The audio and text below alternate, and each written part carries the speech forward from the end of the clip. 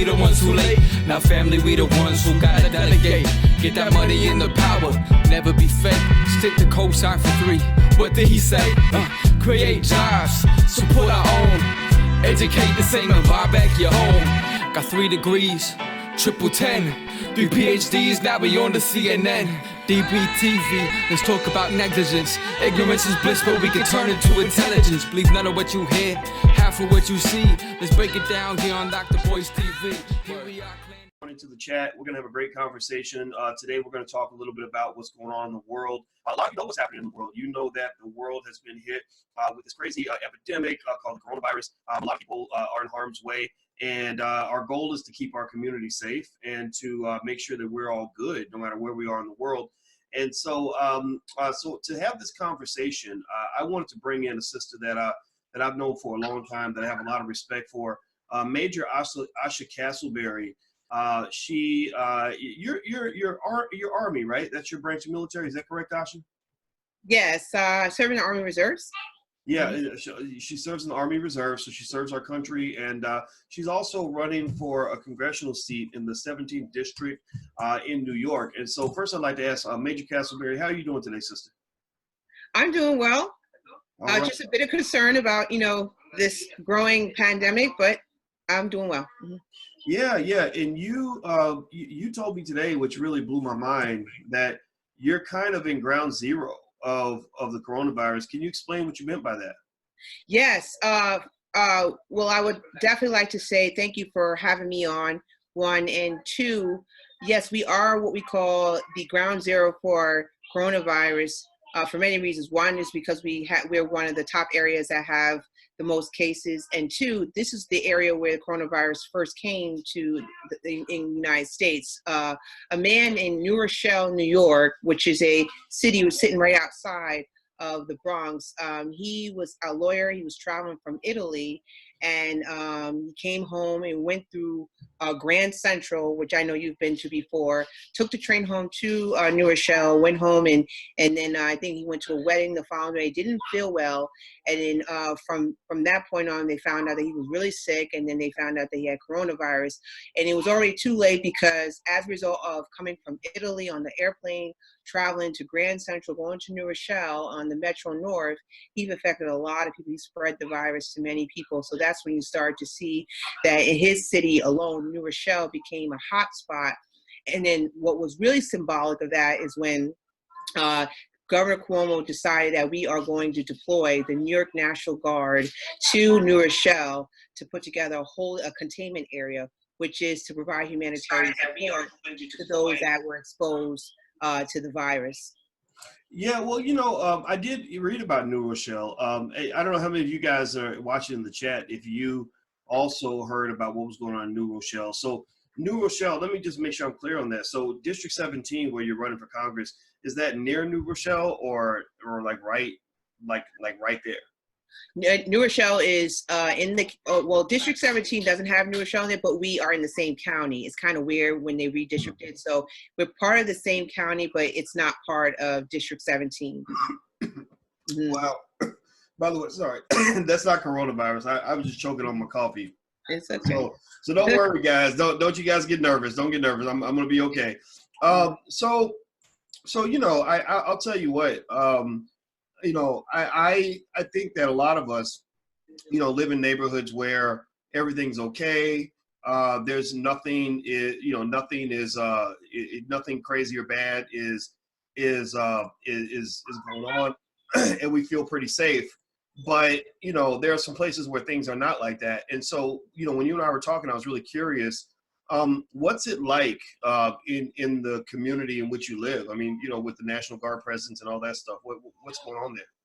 Well, it's more of a reality that this virus is a clear national security threat for us. It's definitely overwhelmed the area when it comes to resources, where a lot of local hospitals are receiving a lot of people that have been exposed or affected by the disease. So what you're seeing is a rapid number of cases going up, and at the same time, our resources are being overwhelmed. So with that being said, there's a high demand for more resources to come in to plus up the area, which is hospitals or providing humanitarian support. And so what you're seeing is that we're going into a different phase of this, I would say, operation where we're starting to build isolated areas where if we have too many people that are affected by the virus, we're going to have to start bringing those people into these big holding areas. Like, for instance, the Westchester County Center is a huge, huge area where they're going to take that center and actually build an isolated area to bring in possibly patients that have been affected by the disease and treat them from there. And that's in preparation if it just, the numbers keep going up. And what we're seeing is it's rapidly growing right now. Well, everybody who just came in, I'm speaking with Major Asha Castleberry, and she's running for Congress in the 17th District of New York. And we're talking about what it's like in her district right now with the coronavirus epidemic hitting very close.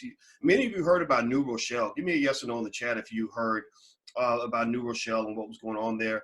And so you have a lot of infection that's happened there. A lot of people sort of enduring what a really scary situation. Have you seen, I mean, when you're out and about, like what's it sort of like to go out and about in New Rochelle? I mean, what are you doing yourself? Are you pretty much just staying home? I know you have your daughter there and your family there. So what are you doing personally to kind of deal with what's going on around you? Oh, there's a lot of things I'm doing. One, I stay away from New Rochelle because it's now considered a containment area. Two, it seems like there's less people outside. They're actually being quarantined. You do see a lot of people just like going to stores or, restaurants for, to restock up at home.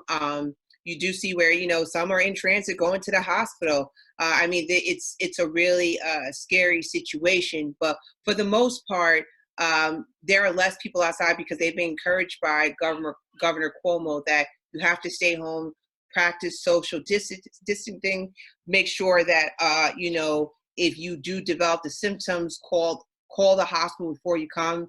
I mean, there's a lot of rules and regulation. We were on curfew starting not too long ago. At 8 p.m., you're not allowed outside.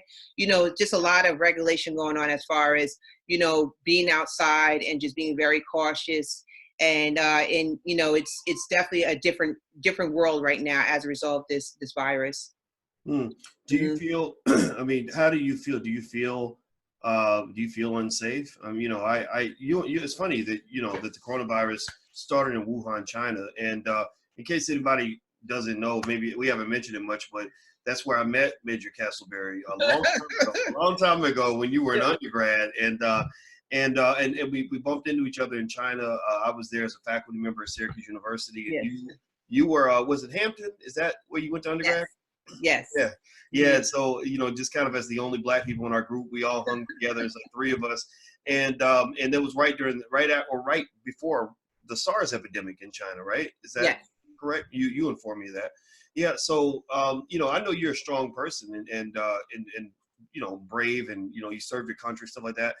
Do you feel, do you feel in danger? I mean, do you feel like sort of the stress that everybody, in the country is feeling, or do you feel like it's higher or lower? Or it's a lot higher. It's actually on a scale of 9/11, but it's different because of the threat. The threat's not terrorism. It's more of a spread of disease, which is like uncontrollable. And it's uncontrollable because of human nature, human behavior. So, it's on that type of scale to where you're starting to see things shut down. A lot, as far as my congressional race, when the virus first hit Westchester County, we were doing petitioning, asking people to sign our petitions to get on the ballot. But that had to cease over time because of the fact that, there was exchange of human behavior where you had to touch your pen or knock on doors.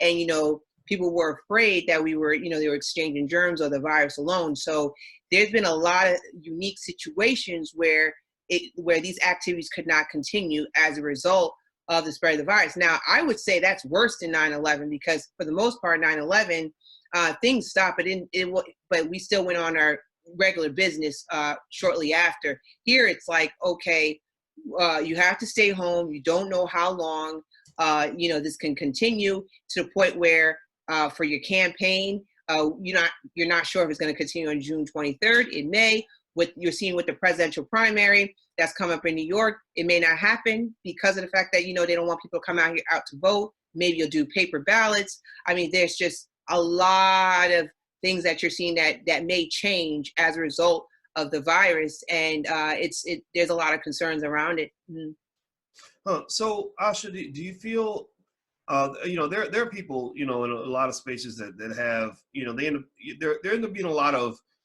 what you might call conspiracy theories or secondary agendas that sort of get circulated, that not so much to say that the coronavirus isn't real, but to say that there are people that appear to be using it for their own purposes.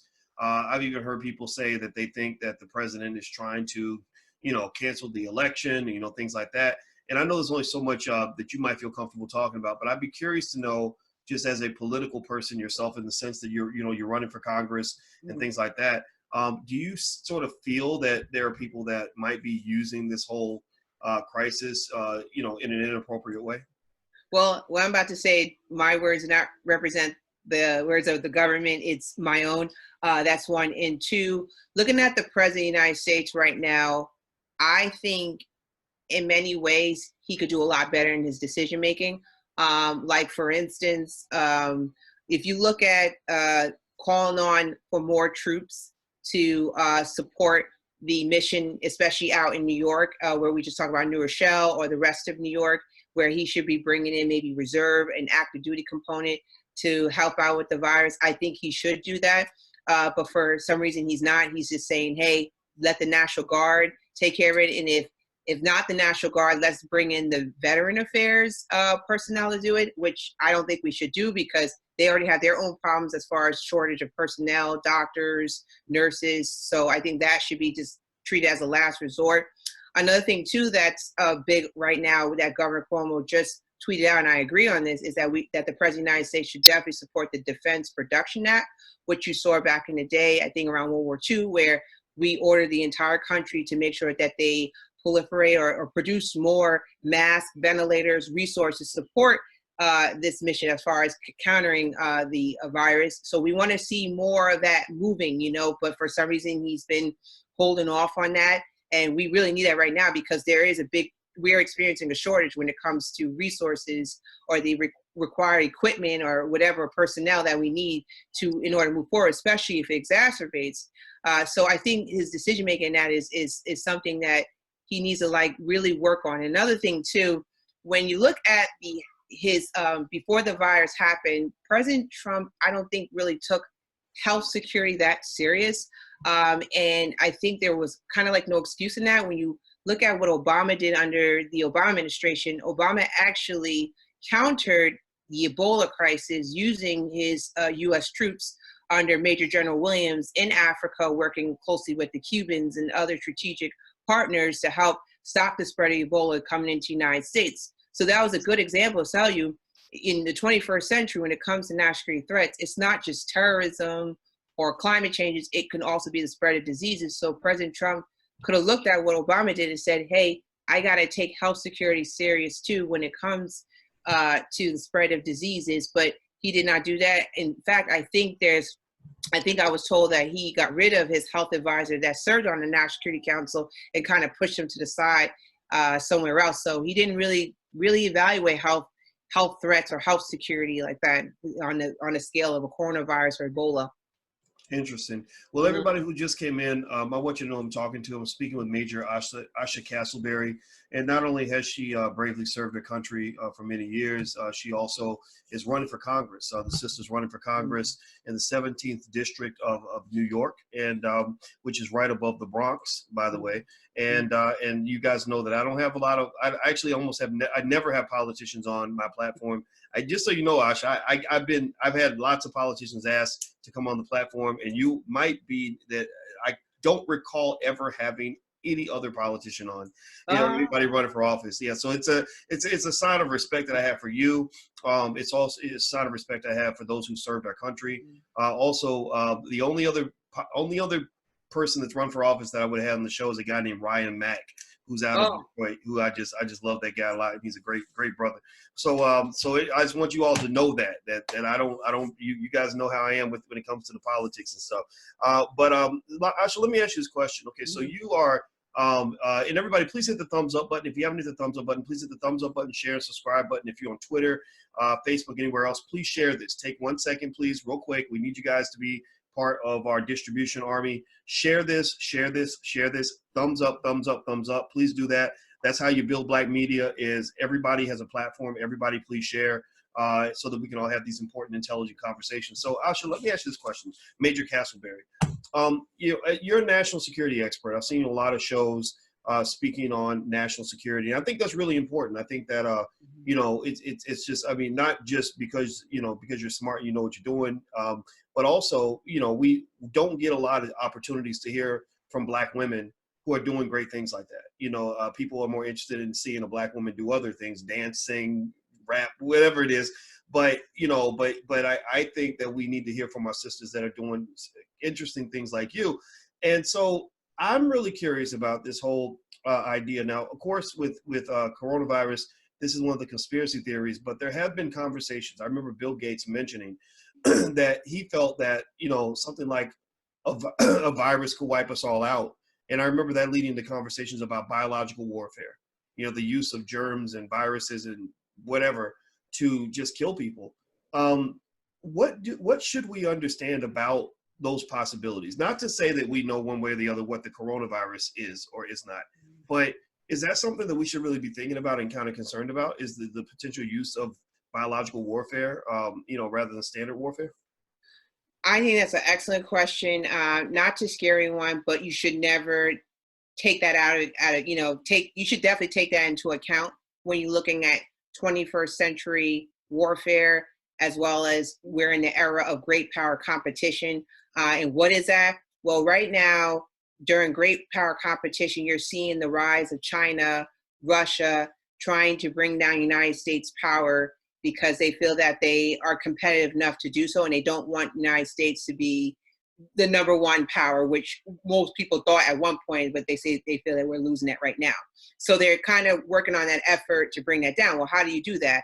It's not just, hey, a military invasion or, trying to put together insurgent to attack us internally at a financial center, like you've seen at the World Trade Organization. It could be other forms of threats that they could use, like, for instance, a spread of a virus. Now, there's a lot of speculation in this case that supposedly China did that to us, right? I'm not putting that out there. I have not read any facts about that, but they're saying, hey, that could have happened, especially the fact that you saw that China tried to hide about the virus, where there was some speculation that they didn't necessarily report the right way to the World Health Organization that, hey, there's a virus going on spreading in China, and it's pretty deadly, especially to older people. So they were trying to hide that.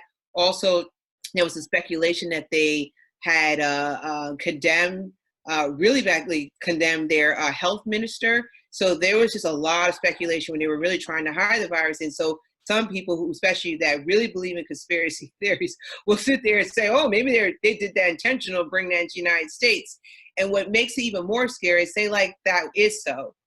Well, right now is a perfect time to attack the United States. And I'm not saying that is going to happen, because I don't want people to get too scared. We're already very overwhelmed with this. But if you think about it, we're really vulnerable now, right? Because we're self-quarantined, we're in a crisis going on. So if you're an enemy and you're saying, hey, I want to go after someone by destabilizing, using biological warfare, et cetera, and then get them to where they're in the state of what we're going through right now, that's a perfect time to attack them. Now, again, I don't want to scare anyone, but that's where people like that believe in conspiracy theories or believe in this argument, they double down on it because they feel that could be possible. Wow. Well, what I think about, Major Castleberry, is I think about, psychological warfare.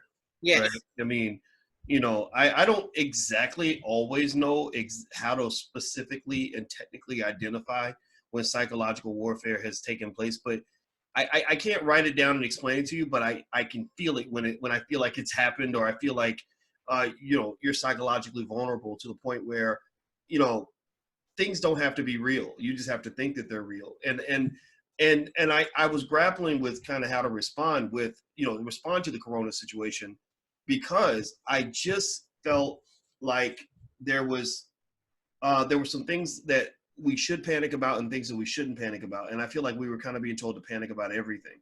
I mean, I know people that, especially senior citizens who live in towns where there's not one single case anywhere, and they won't answer the door. They won't go outside, and I understand, right? We're supposed to self-quarantine. I think we're supposed to follow the rules, but I just really couldn't process. I said, what's the right balance? How do you make sure that you're prepared, but not go so crazy that you become completely, frozen in your time and space? Like, you can't do anything, you can't move, And so what do you think? I mean, so with you being in New York, and you and I talking really changed my perspective on a lot of this, or shifting a little bit, because it was interesting to hear from someone who's right in the middle of it. Because where I'm at, it's fine.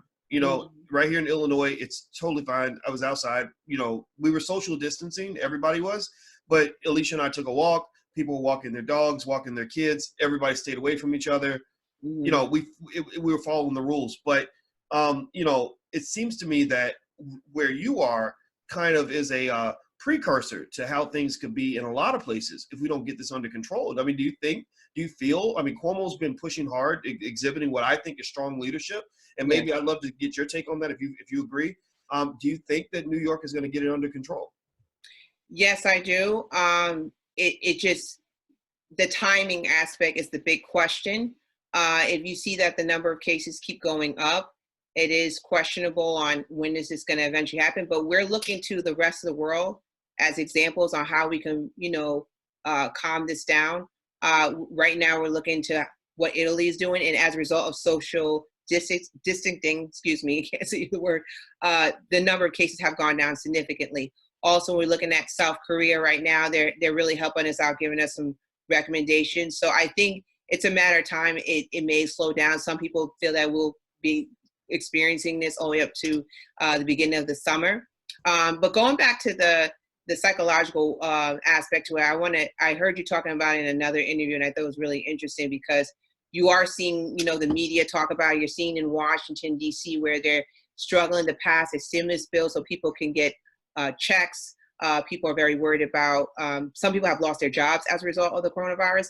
Some people are, they still have to be told you have to pay your bills. They still have to pay rent. We should be pushing for universal rent control as a result of this. I mean, people are really financially stressed right now because they have no idea what's going to happen. And some were told you have to stay at work, knowing that they didn't want to stay at work because others had the coronavirus, but still told by their boss, you have to stay at home. And they said, no, I'm leaving. And they were fired or they quit. So there's just a lot of stress around this. And I think with the media, there's some good facts that are being told, especially with Cuomo's briefings that he does like every other morning. So the rest of the country has been looking towards his briefings and President Trump's to find out the updates.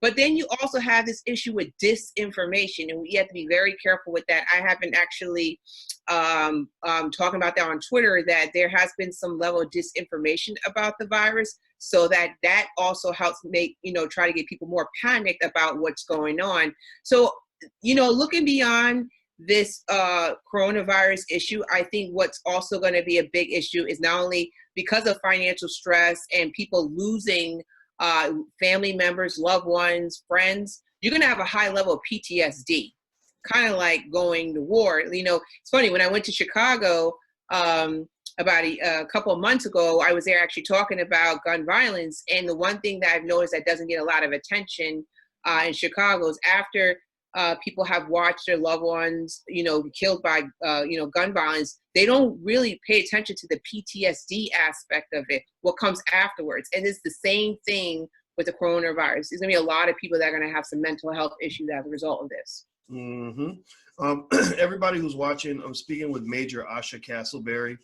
She's out of New York. She's running for Congress, by the way, in the 17th District of New York. And she's a smart sister, served her country, is going to make a difference in Washington. And also, some of y'all are asking, I think somebody asked, where's my lotion at? They make fun of me. They make fun of me because my hands get ashy. They should probably call me Ashley. But so yeah, I do have the lotion nearby, by the way. So ha haters, ha. But anyway, yeah. So Asha is a good friend and just a respected colleague and a good human being. And I really am happy to have the sister on because, you know, I really think that we should, you know, as a community, make sure we're checking out the Black women that are doing great things like Asha's doing. You know, I don't know. I'm curious to ask you about this, Asha. Maybe I'm being overly sensitive about it on your behalf, but because I know you're a strong person. But you know, what's it like being a Black woman who's a national security expert? I imagine you're in many cases you're the only one. You know, even a lot of people in your own community don't really check to hear what national security experts have to say. I mean, you know, at least that's what I feel. You know, like I kind of scroll through social media and I see what people are clicking on, what they pay attention to, especially when it comes to Black women. And I don't see as much attention to, and it's not just someone like yourself, but even those who are scholars and, you know, and attorneys and therapists who have great things to say, but don't get the support they deserve from the community. What's it been like for you as a Black woman to be in a field where there just aren't that many Black women, at least not that I've seen? Oh my God, that is an excellent question. I can describe it in many ways. One, it's been, for some people, it's shocking. Like, what? You know about national security? Really? Right? And you served in the military? Okay, that's different. That's, you know, it's like you turn into like a science project. Okay, that's interesting. I didn't expect you to talk about national security as part of your portfolio. So that's one. Two, it's also a bit upsetting because when you look at the reason why I jumped in the congressional race is because a lot of it involves national security. A lot of it involves the role of the military. If you look at the federal budget, most of the federal budget goes towards the military. And one reason is because we've been in these endless wars, you know, and when you look at the Republicans, they love funding a lot. They love putting our taxpayer money straight to the role of the military. So, you know, a lot of it involves the role of the military. So, but a lot of people don't know that, which is kind of strange. And it's okay. I guess it's because, you know, education and, you know, the type of jobs they have, they don't study the federal budget. So they don't know that, oh, I didn't realize that congressional work, a lot of it requires to understand how the role of the military works. And even veterans too. I mean, more than what, $700 billion goes towards the role of the military, plus add a slice of 5% more towards Veterans Affairs. So you want someone with that type of expertise. But, you know, sometimes people don't want to hear that. They want to hear, how are you going to help me get more money in my pocket? How are you going to help me with my health care? How are you going to help me with education? And I totally understand that. But the way I pitch it is, you want someone to understand both. Understand the working class issues that really affect our community, plus understand how the world works, how the role of the military works, and how national security works. So let me tell you, that's one really bad thing about running as a Black woman, understand national security. Sometimes not taken serious. When I jumped in this race in November, I told everybody since day one, you need to vote someone that is strong on national security. And I'm the strongest one on national security right now in my race.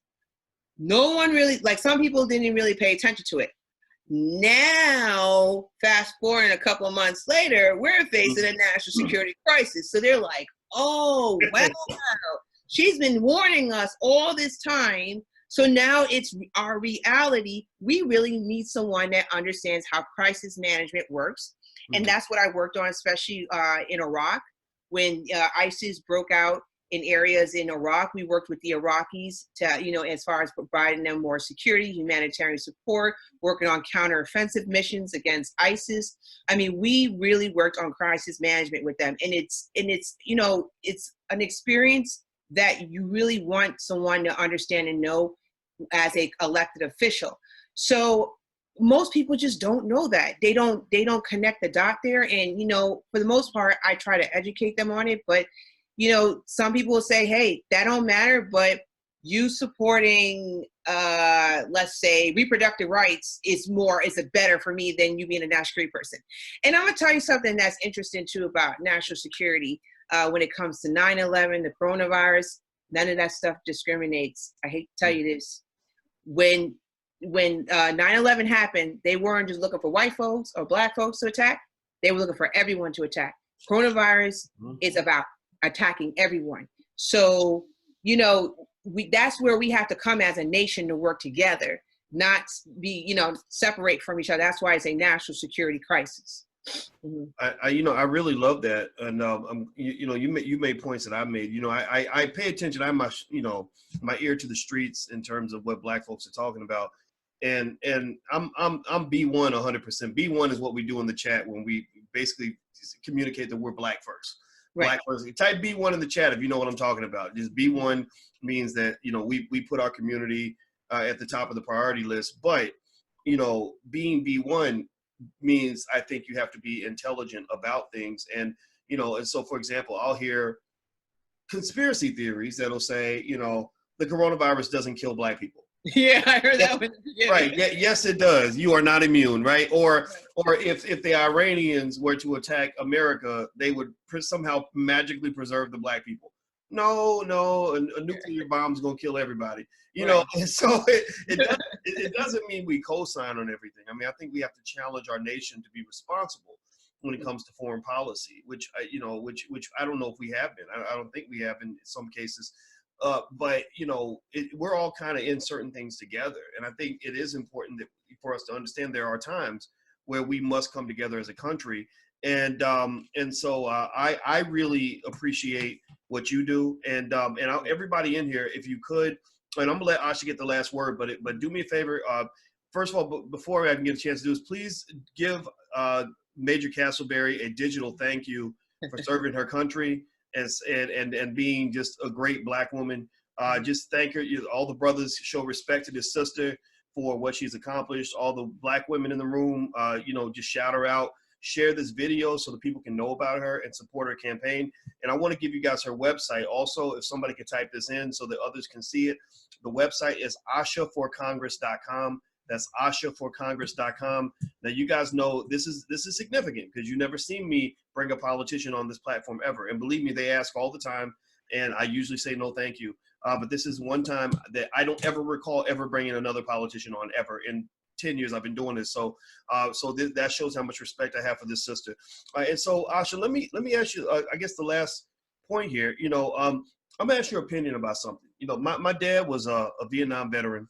And I have, a tremendous amount of respect for those who serve in the military. I don't tolerate disrespect for soldiers, because most people who might say something negative about soldiers or whatever, usually those people are the last ones to actually, stand up and defend anything.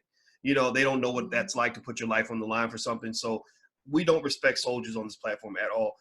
But, and one of the things I've always felt is, when we get to the point where as a country, congressional or members of Congress, like you're going to be in Congress, you have these political leaders, many of whom would never send their children to the military, would never send their children to war, but they're voting to decide if we're going to send somebody else's child to war. I think that is a problem. I always felt, I said, if I had it my way, I would never allow anybody to vote in favor or against going to war if they have not either served in a war or served in the military, one of the two. In fact, I think even in situations like this, I feel that measured leaders who really understand the implications of our foreign policy, like a guy like a Colin Powell, are perfect. Yeah. Because you need the intelligence of an Obama, you need some of the strength that even a Donald Trump might have, but Colin Powell's a guy that I think just was balanced and measured in that way. And so I'd be curious to get your thoughts in terms of, how would you choose to set things up if you wanted to have leaders that, had an understanding and appreciation for the military, but, we're not sort of going along, co-signing on everything the military industrial complex is doing. Right. How do we balance those two things, between the times where we know we just have to go fight versus times where, there might be a better option? What do you think? Right. Oh, no, that's an excellent question. First, I would say that we should definitely vote for people that really understand public service. They're not privileged. They're not trying to buy seats. There's a lot of rich people that served in Congress because they had the money to actually buy the seat. But many voters vote for them, so they enable them, empower them, despite that they know that they're buying the seat. I have actually a couple of people in my race that are doing that right now. Two, what's very unfortunate, I actually admire your father because he comes from a very special generation where most of the people around that time served, during the Vietnam War. They were called on to serve their country. So a bulk of them had a understanding of what is it like to help protect our country. And then after the Vietnam War, the veterans community really went down in terms of the population, where when you go into the post 9/11 vets like me, we only represent less than 1% of the population. Only less than 1% of the population in the United States serves in the military. It's totally different from when your father was in. So there's the level of patriotism or understanding how national security works, the role of the military. It's really missing in this country because we don't have that many people that are serving. So now, as far as those that want to run for office, you're seeing less and less people with military experiences that tend to be progressive, not hawkish, but progressive, that wants to end these endless wars, not overutilize the military industrial complex, all that. They come in a very few numbers. It's a small pool of them.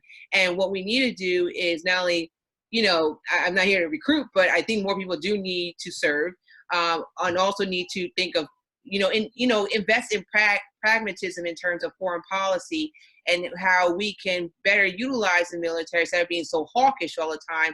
And that's a way how we can be able to build those next generation leaders and getting them to represent us in Congress. And those same type of leaders that understand the military works a lot of them actually come from the working class. So they understand the financial issues, the issues involving education, infrastructure in the middle class, sort of, where they can be very relatable. Because I think what the problem is, we have too many rich people in Congress that, they're not moving with a purpose to help us out because they're out of touch with the issues that impact us at home. They don't know what it's like to, get money pulled out of your account and you're below zero, it's in red, or they don't know what it's like when you have lack of food security, or, your bills are piling up. They have no idea. So we need to stop voting for people that are out of touch with our issues. And I think that's, for the most part, I definitely think that's the recommendation I would provide here to you. Well, I think it's a good recommendation. And I think that, it sounds to me like you're talking about just relatability, people that really know what people are going through, and leaders that understand service. You mentioned serving your country.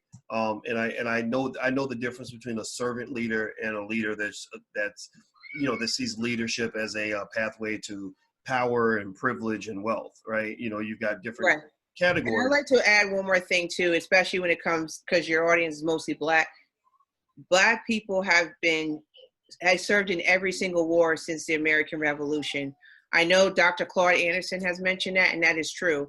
If you go to the museum down in Washington, D.C., the African American Museum, they show you how many Black soldiers have served in each war. And it's incredible. I mean, millions and millions have served in each war since the American Revolution. So I don't want people to think that, oh, this is not my country. It's, that's for a certain group of people. No, it's your country too. You fought in every single war up until now. So you help build it. You help serve in their wars. This is part of your history too, as well.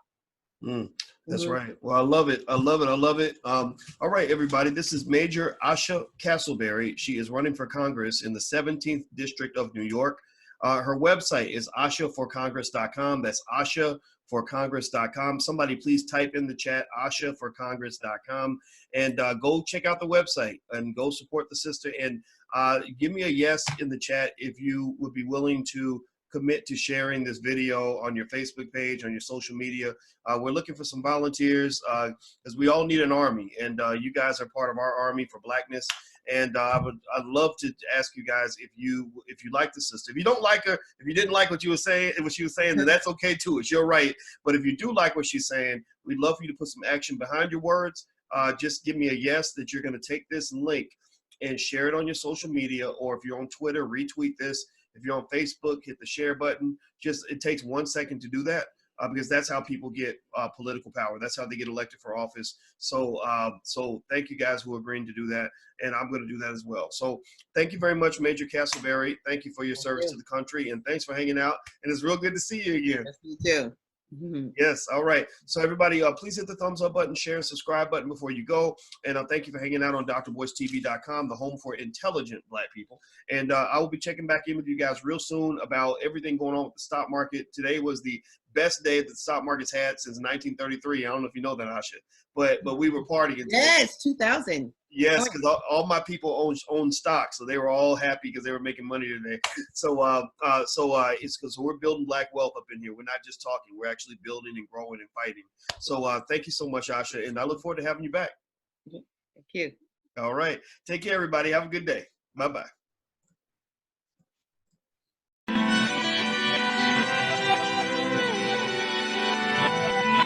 Here we are, clan the isms, cataclysm great. Our people out here struggling, trying to make it in this state. Everybody out here doing it, but we the ones who late. Now family, we the ones who gotta delegate. Get that money in the power, never be fake. Stick to cosign for 3. What did he say? Create jobs, support our own. Educate the same and buy back your home. Got 3 degrees, triple 10. 3 PhDs, now we on the CNN. DBTV, let's talk about negligence. Ignorance is bliss, but we can turn it to intelligence. Believe none of what you hear, half of what you see. Let's break it down here on Dr. Boyce TV.